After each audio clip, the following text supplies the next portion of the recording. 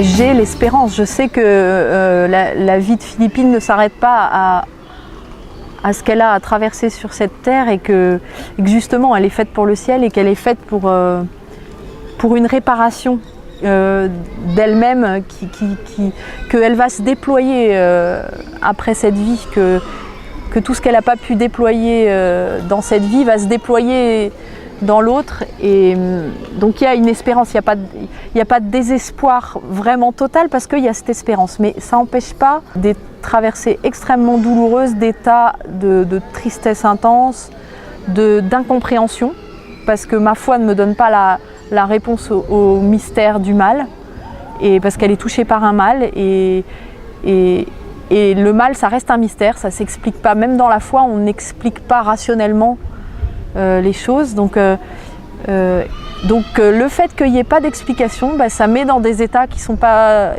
faciles à traverser.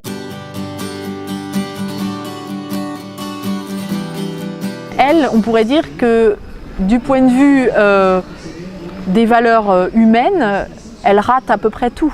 Et pourtant, est-ce que sa vie est ratée? Donc c'est un des paradoxes et des renversements qu'on vit avec elle qui nous force à regarder la vie sous un angle complètement différent. Et ça change tout quand même, hein, parce que absolument toutes les questions que je me pose dans ma vie maintenant, à chaque fois je me dis ouais, mais si je me le pose du point de vue de Philippine, est-ce que je donne la même réponse? Elle est un espèce de nouveau critère dans ma vie, c'est-à-dire que je peux donner ma propre réponse avec toutes mes forces et mes talents, etc. Et puis si je repose la question en pensant à ce qu'est Philippine, ah ben voilà que la réponse prend une toute autre teinte et que peut-être je vais orienter certains de mes choix un peu différemment.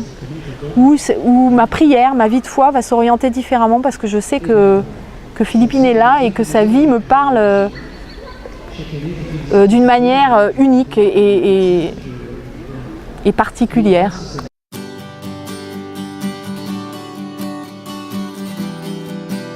J'espère bien, sans ça il n'y aurait pas beaucoup de monde heureux sur Terre. Ouais. Oui, je pense que c'est possible. Enfin, en tout cas, Philippine, moi, quand elle est née, j'avais 25 ans et j'avais aucune envie de me dire que à 25 ans, ça y est, le bonheur c'était fini pour moi et que ça y est, c'était le malheur qui commençait. Ça, je pouvais pas l'accepter. Je me disais, c'est pas parce que y a une énorme tuile dans ma vie que je vais pas être heureuse. Et du coup, je me suis rendu compte, justement, on a parlé de renversement de valeurs tout à l'heure, que le bonheur, c'était une notion à double tranchant.